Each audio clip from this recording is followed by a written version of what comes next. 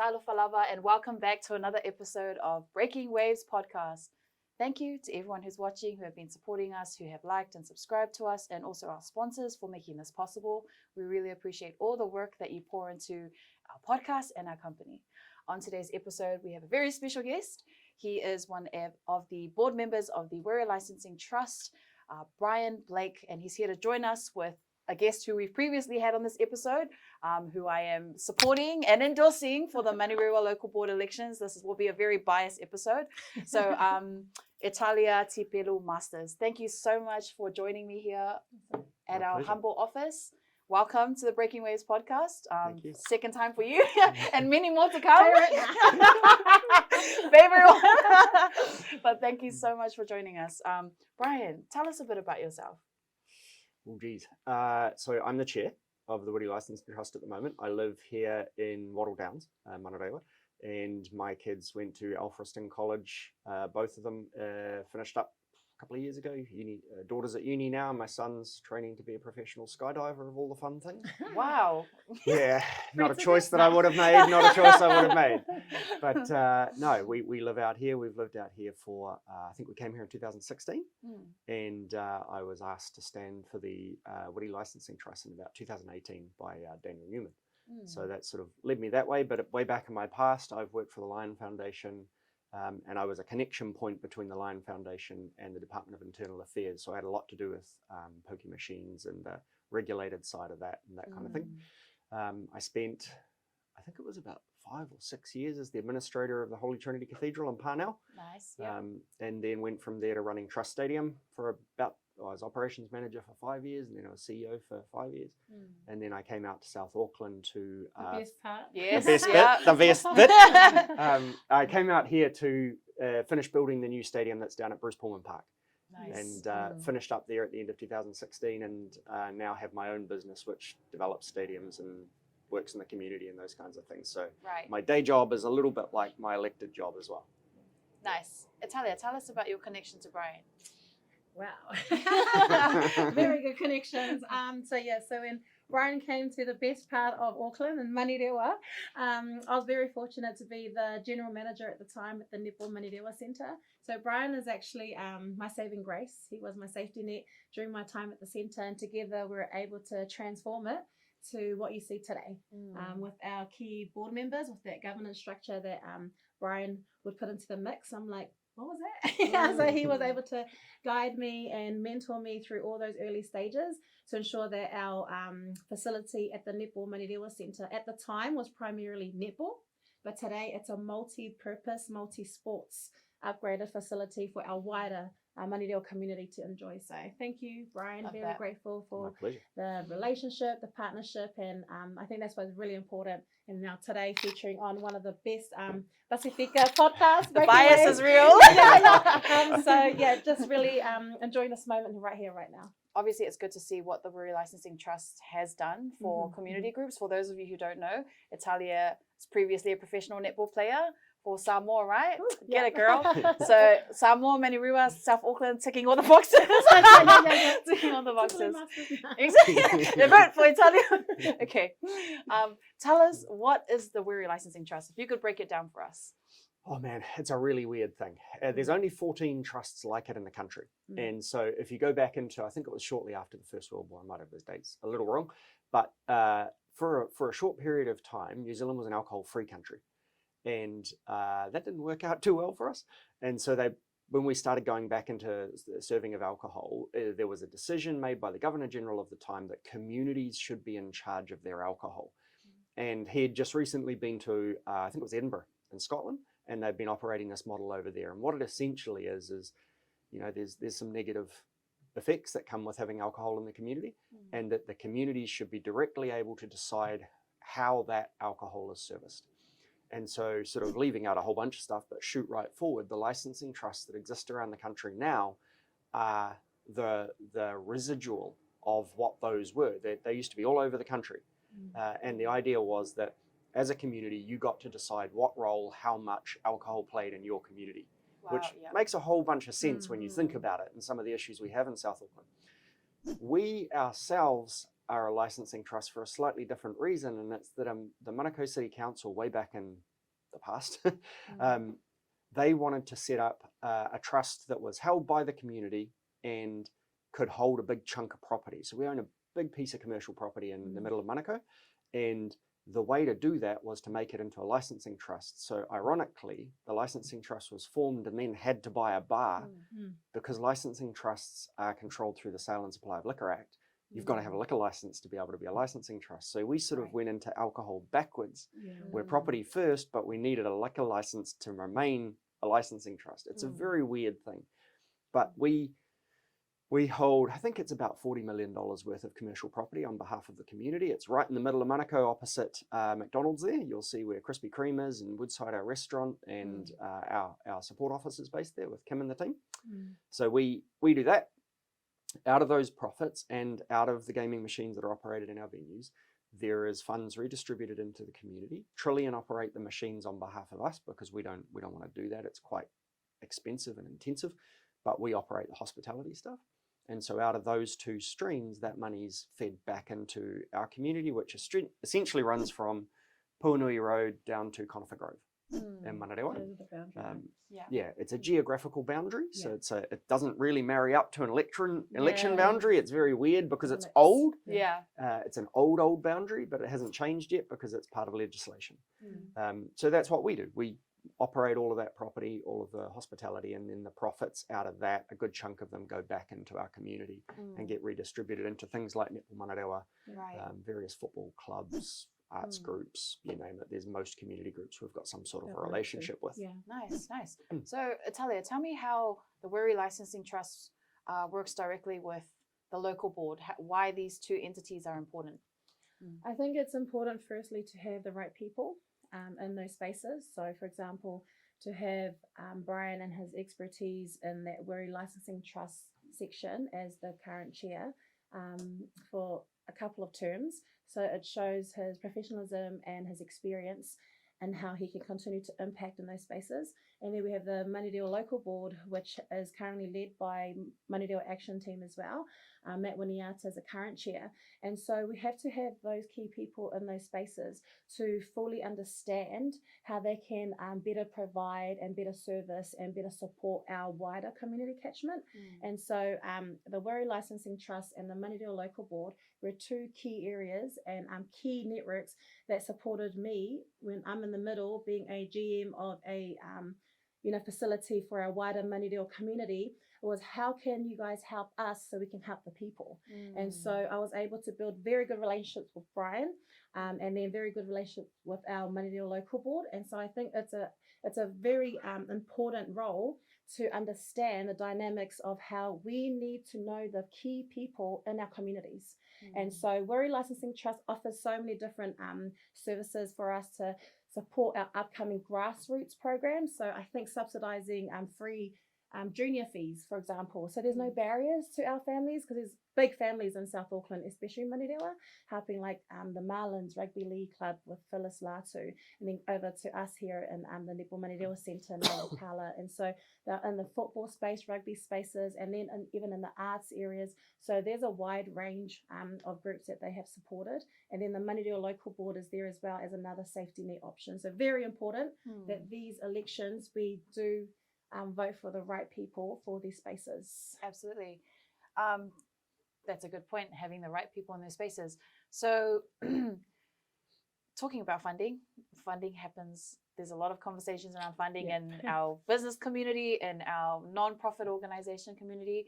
And there's a common thing that I always pick up with people who are applying for funding. It's so hard to get, or it's so hard to have access to it. Brian, tell us about the kind of funding or the type of organizations that you prioritize, and what is some advice that you would give to people who feel like it's too hard to access? Maybe I'll start at the other end. I'll start with why it's hard. Okay. Because I think the why it's hard is for a whole bunch of reasons, and I sit on a funding forum where City Council makes millions of dollars worth of decisions and they're complaining they don't get applications from South Auckland. The problem is they've made the process so complex and so long that it's actually ineffective for people who are trying to feed their families, keep a job, and try and keep a sports club running at the same time, or an orchestra or what have you. So I think there's a lot of work to be done in that space. when it comes to how ours work, we have two principal funds. There's a community impact fund, which our general manager administers, and she is the sole decision maker of it.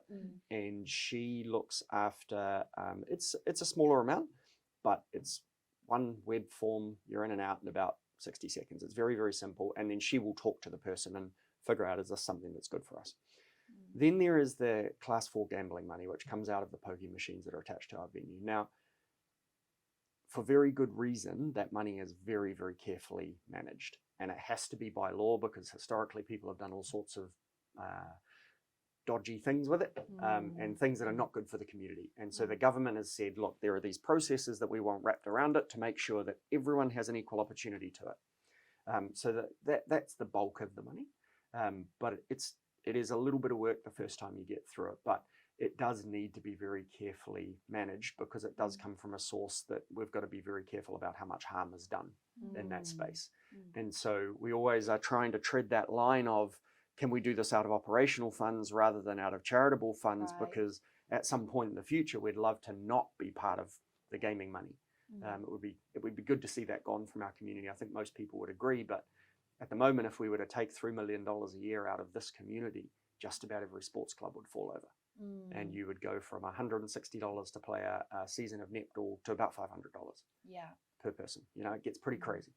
So I think for anyone that's thinking about applying to, whether it's the Wiri Licensing Trust or Trillion or NZCT or Lion Foundation or anything like that, reach out to them first, because sometimes there's a lot of stuff that they're actually by law not allowed to fund. All right, and you'd hate to spend a bit of time putting together an application and getting all the things that you have to do when they're not legally allowed to, even if they wanted to. And sometimes that's not super clear.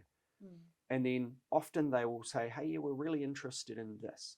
So for example, in the Wiri Licensing Trust at the moment, the support that we lend, at the moment, we know that we are very well spoken for in sports, because sports have long been really well organized on how to work with this stuff, but not so much in the arts.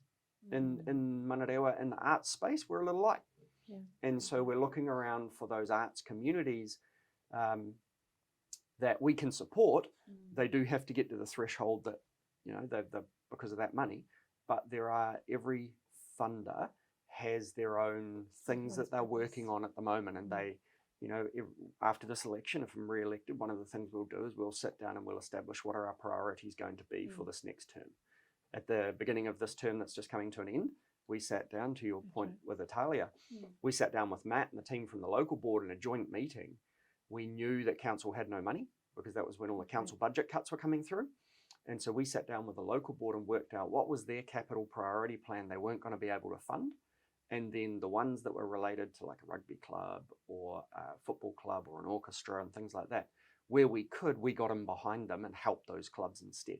So we were able to sort of jointly work. The local board does the landowner approval and all the council side of things, and then we do the money side of things so that we could still keep the community moving forward. And I think we're up to probably in the vicinity of $9 to $10 million gone into the community over the last 3 years, plus a bunch of council money, which we've often worked in partnership with them to go to council and say, well, if we support this $300,000 or $400,000 and you give that $700,000 out of your sports fund, we can build this whole thing. And we've managed to do that in a couple of places pretty well. But now for the community, I think always reach out first. It's the cold applications that come in. Every month we will see there'll be around $200,000 that, give or take, that is recommended for support. Applications often total over $1 million. And so trying to work out which ones are the most important, which sounds really horrible because they're all important, but which ones are going to be the most effective, it's really tricky. So if myself or Kim or one of our trustees has had a conversation with someone in the community, they're at least able to go, oh, I know what this is. They're doing this, and they can give some context to it. We get a little blurb like that. It's one little paragraph on each thing, and you really try and cut off the really easy ones. You know, that one's over in Howick, or this one's in Tauranga, or this one's, and you cut them all out and you go, right, now we're down to $500,000. Stick in the boundary line. And so it can be really tricky, but always reach out first, I think, is the starting point, because then we can give some guidance, some advice. We can't tell you whether you will or won't get funded, but we can give you some guidance and advice to at least give you a good running shot. Okay, that's awesome. Thank you so much for explaining that for us. Italia for local board, people who say, oh, it's so hard to get funding from there and I've applied a million times and still get rejected. My idea was awesome. Yeah. What are kind of like some solutions that you have in mind if you get into the Manurewa local board for people who have that mindset? Yeah, I think it's an extension of Brian is connect. I think that's huge. Having those relationships, because you won't understand like a piece of paragraph if you don't know the context or that organization or seeing their real impact in real time on the ground level. And so I like to be in and around the spaces. And so Brian also mentioned Kim Green is the general manager of the Wiri Licensing Trust. And so alongside Brian, they're like a powerhouse in the community because she actually makes time to go out. Recently, she visited a Pacifica Talanoa. And so they were able to direct questions to her and, you know, ask the do's, the don'ts, how can we do this? Why can't we do that? And so that's exactly what we need to do more of. I think originally in our Breaking Waves episode, I spoke about community engagement. So that's where I'm going to be advocating is Pacifica, let's come to the Talanoa, let's come to these huis, let's come to these meetings, and let's meet with our local board, our Wiri Licensing Trust, and let's all come together, because if you don't ask the questions, you won't get anywhere. And so it's just an extension. Brian Blake laid it clear is that just approach us, you know, or make contact or connect or engage. And so Kim Green's been doing like heaps of amazing work out there. And so she's in and around. They did like a Jammies for June, that Middlemore Foundation. So she was able to, you know, break relationships and understand what the need is. And then the community came through the Woodside, which is a hospitality bar and restaurant that's under the Wiri Licensing Trust. But it's also like a give and take. Yeah. So, you know, there's just this mindset that it's nice to always take, but honestly, we need to start giving as well. You know what I mean? So if we were to, like, for example, the Community Impact Fund that Brian raised for the Wiri Licensing Trust, it's something that is good, for example, if I have my kilikiki team or my volleyball team, or my husband's rugby team, we'll use them as an example. So if they're like, hey, we can't get uniforms or we can't get funding for, you know, our prize giving, so I'll be like, hey, you know, Kim Green and Brian at the Wiri Licensing Trust have a community impact fund, right? Let's go and apply, but also let's then book the restaurant for a dinner with the boys, you know what I mean, or a management meeting. So then how can we also pour back into these spaces like Woodside, and in return they can help us when we're knocking. So it's like a give and take relationship. And so I think it's that if elected, God willing, Tivoli Masters, Manurewa Action Team, or Brian Blake has vows on there too, we will make sure that we will advocate. And this is why it's amazing to have this Pacifica Talanoa right here, right now, because I'm here to advocate for us Pacifica and our wider community. That includes Marshall's Indian community and Phyllis's space as well. But that's what I reckon is make things more open to discuss. And then if it's, do we need to come to your church spaces? Do we need to come to your sports club prize givings, your AGMs? Do we need to come to your comfort zones? I think I also mentioned that back in Breaking Waves. So it's just trying to break down those key barriers. So Kim and Brian came to the Pacifica meeting and they met with the community. And so they can make time, we can make time. And that's how we break down those barriers and create those solutions, like a co-design of I love that. No, thank you for sharing that with us. There's probably so many parts to your job, whether it's like, I don't know, you know your job better than me. But actually. There's so many, you probably have to deal with council and all these different people. But how are you ensuring that you're putting community well-being at the forefront of your work? Really good question. You've got to start with the licensing trust. You have to start from a position of understanding we are custodians, not owners. Right, so we don't, as chair, I don't own the licensing trust. I am the custodian of it for a short period of time, and then someone else will come along behind me, and there was someone before me as well.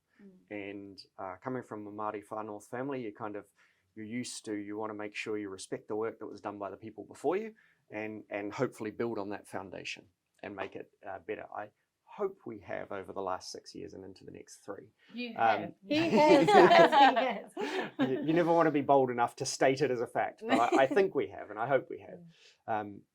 from my perspective, I think when I took over, one of the things that was really obvious to me is that most people in the community had no idea it existed, what it did and how it worked. And how that sort of manifested in the community is each month, if we say there was $200,000 in recommendation of support available, we were getting like $100, $150, $180,000 applications, which means the remaining money was leaving the community. It was going somewhere else in the country. And so, because it all goes into a pot that Trillian has, and it's actually Trillian who make the decision, we make a recommendation for them. So we're not a decision maker, we're just an advisory group, but they give a lot of weight to our recommendations. What we were seeing was this sort of net outflow of money was leaving the community all the time, and it was really annoying. And so to me, the first thing that we had to do to really, if we accept where it came from as not the best source, we've got to get back in the community and actually meet people, talk to people, and understand what their needs are. And when Kim joined the licensing trust was the big corner turn for us. Yeah.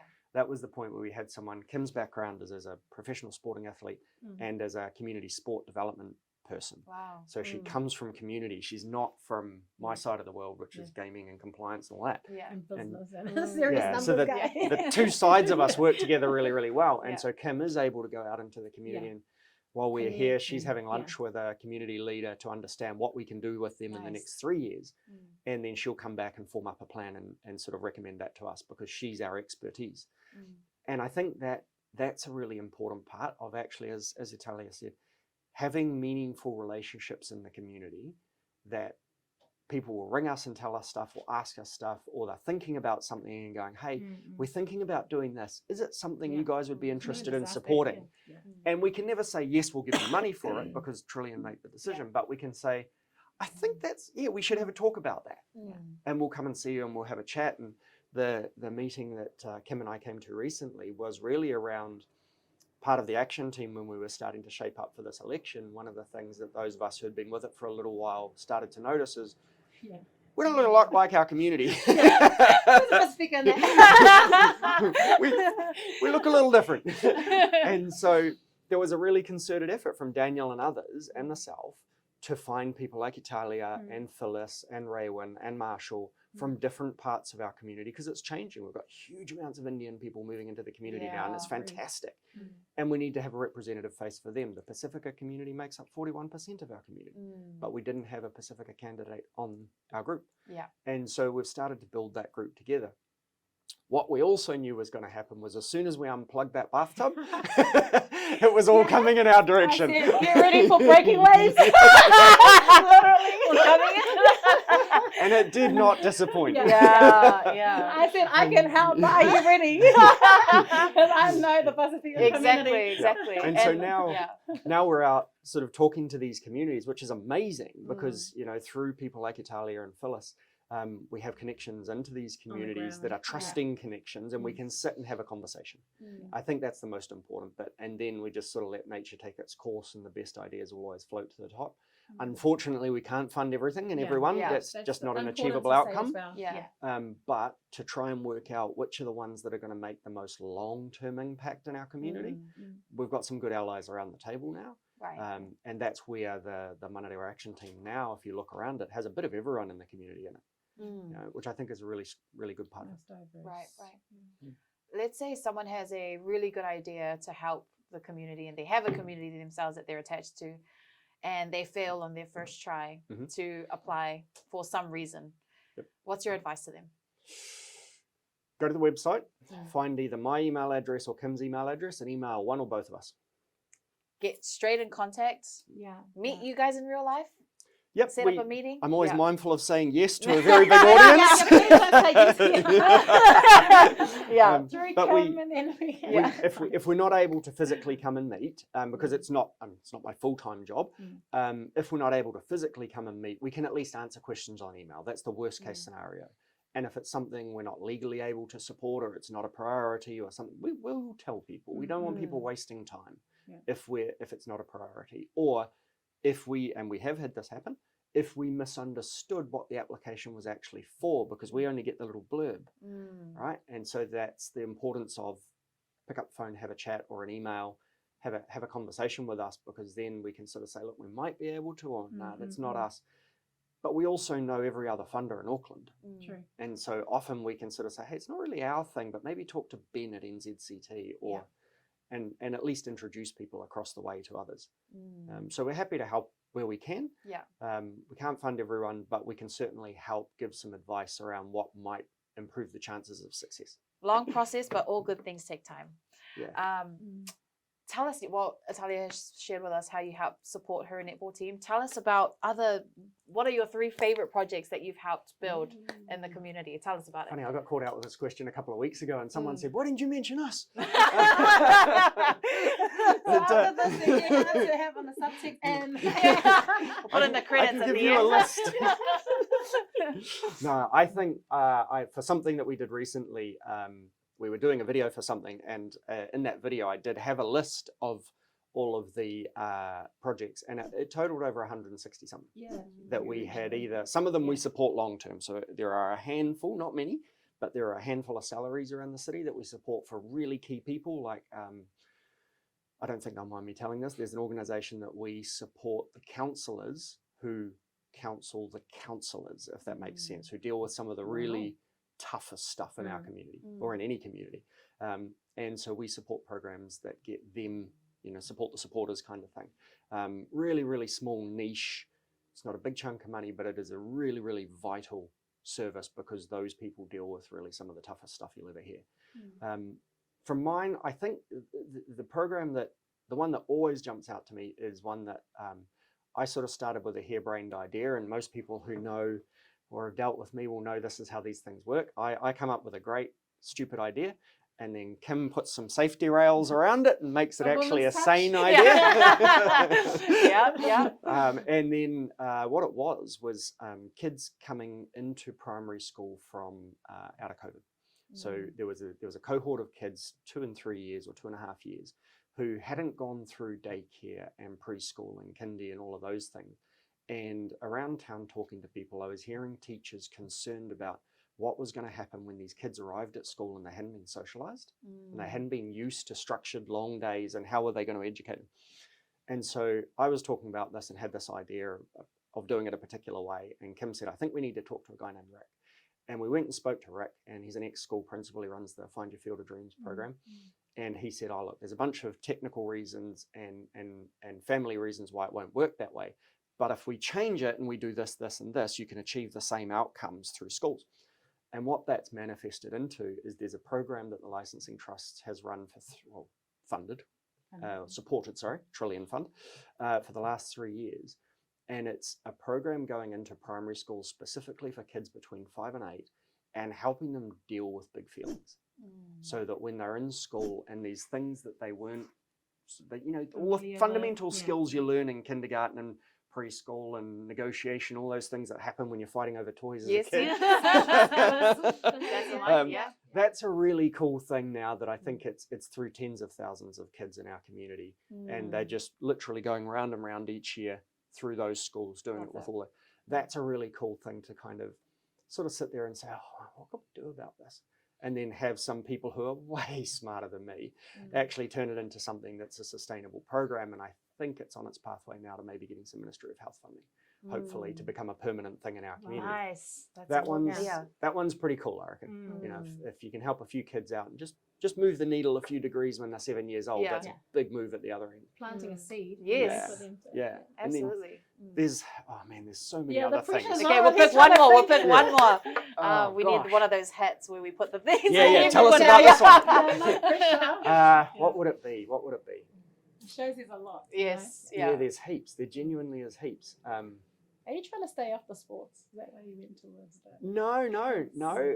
There's so many, and this year we've connected with the Manukau Youth Orchestra and got to go along and see that. And I've worked with orchestras a lot in my day job, and I didn't expect what I saw, which was 700 kids from our community packing out the Telstra Theatre. Wow. And the orchestra was playing things like Star Wars themes and all. I had a ball. It was so much fun. I didn't hear about it. Why was I not there? It was just for these kids, and you could see them bouncing around in their seats having a ball. It was crazy. And I think we had some funding associated with that one. Look, there's so many. There's new sports facilities. I work in facilities, so I'm a sucker for a sports facility. But I guess my view on those is always that we built we've got one of only 2 indoor cricket nets in the city are based in Manarewa now. Brand new, just on $1 million with Manukau Cricket. And but that was one of the ones where with the cricket club, we'd sort of said to council, well, if we can contribute this much and council can contribute that much, we can actually fully fund the thing. And so we got it done very, very quickly. I think it took about 12 months from start to finish. That was pretty cool to stand inside and you look around and you think it's going to be here for 50 years.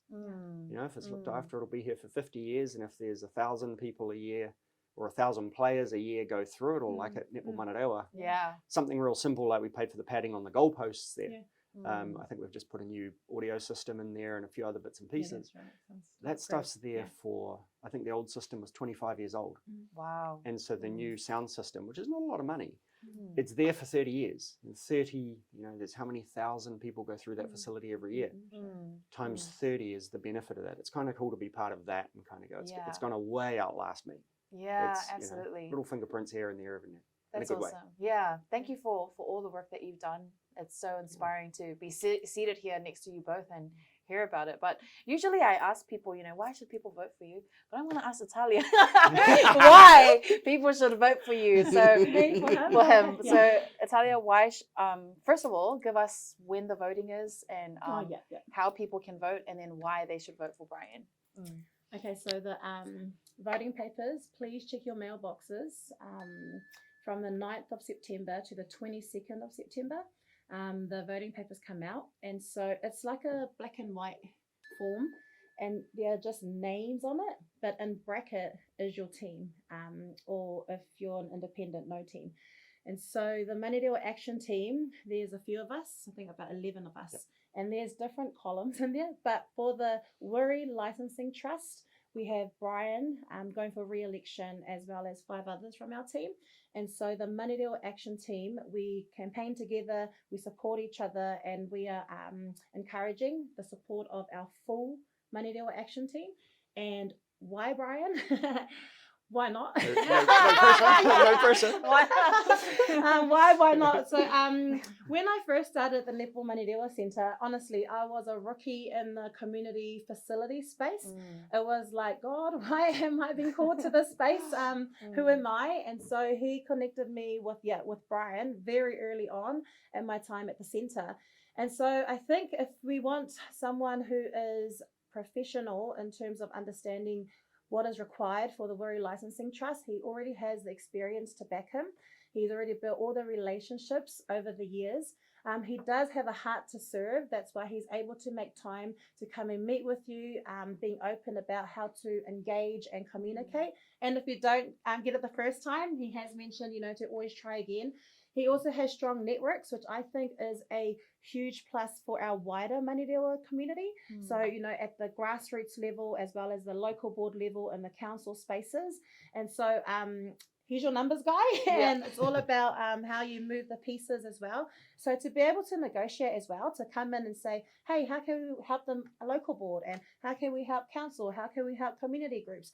You really got to be able to shift budgets and understand like financial statements and whatnot, but also just being accountable. And so I think, to be re-elected for the other terms and now going up for another new term, it already speaks volumes, that we have already elected Brian and the Manarewa Action Team to be at the forefront of Wiri Licensing Trust, as well as the Manarewa Local Board. So I feel relationships, very important. And honestly, guys, drive around Manarewa wide. Brian has had a hand in that. And he doesn't just, he's not the one at the forefront as well. He is that one working hard, grinding hard behind the scenes. But I think in my recent Facebook post, I'm all about, you are just as important. If you're behind the scenes, if you're grinding at the back, you are just as important as the ones in the front. And that's why I'm here to amplify the voices of everyone. I love that. So I know Brian, he doesn't like the campaigning, so I will hold your signboard. I love that, yes. But no, he is that one that will grind at the back and be the one to, crunch the numbers, have the serious face, have the idea beneath the woman's touch, or else he needs that team unity to be able to understand, okay, how can we collectively, instead of just saying my way or no way, so he's all about teamwork, unity, working together, help Pacifica sister out, So drive to the Nepo Manirewa Centre, corner of Browns Road, Dagiri Drive. What you see today with the canopy, with the new rubberized courts, the flow in, flow out, all the foot traffic going in and out, that wouldn't be there today if I didn't meet him 8 years ago. So that was also like a process. It didn't happen overnight. But for some reason, we sit here again. So 8 years later. mysterious ways, and now we are working alongside each other for the Manirewa Action Team, because I feel that our time and community, it's time to level up. Yeah, Absolutely. So vote for Brian Blake and the rest of our Manirewa Action Team. And another time will be about me, but today it's all about Brian Blake and the Wiri Licensing Trust, because the papers, it can look confusing. So just look under Wiri Licensing Trust. You'll see Brian Blake and the rest of the Manirewa Action Team in brackets. So we might have to have a show on translation. Yeah, we will. Because it's quite, We'll be making some more content Yes, for please. those who are watching on Yeah. breaking down how to vote, where to put it, everything, Yes, what please. to tick. And so thank you so much for sharing that about Brian. And what I admire most is how you said he serves from the back. In Samoan, service translated in Samoan is called tautua. Yeah. Your tautua means you're serving from the back. Right. Wow. Yeah. So Learn a new thing every day. yeah. So service is as in our culture is it's humble. It's like you don't need to tell everyone all the fancy things you're doing. So I'm glad that you've shared that about Brian. I really appreciate. Thank you both for coming onto my show. Thank you. Just to end this, no, that's okay. Just to end the show off, I'll end it off with you, Brian. Any last words for our audience watching? Oh, shameless election plug, obviously, as Italia said. Everywhere you see action team, just tick that candidate. Yeah. That's all we want. Just tick that candidate. Us, and you can trust our team. No, I think the most important part is that we vote. It is True. fundamental to our democracy, and if we don't vote, our people don't get seen. Yeah. And in the Pacifica and the Māori community, they vote at less than 30%.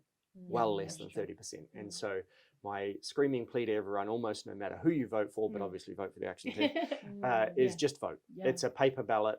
You'll show you later on how to do it, but it's a real easy process. I think that's the most important bit, that we've got to get the voting numbers up so that people's voices are heard. I love that. You heard, I didn't have to say it again, go and vote. All of you youth that post up social justice warrior posts on Instagram, but you don't go and vote, this is your first step to social justice. So vote for Italia Masters, for the Manuira Local Board, and for Brian for the Wiri Licensing Trust. Those should be sent out to you by mail shortly. But thank you so much for tuning in with us at the Breaking Waves. Thank you for being so interested in these kinds of topics, which is really important for our Pacific communities here in Auckland. And we'll catch you on our next episode. Breaking Waves.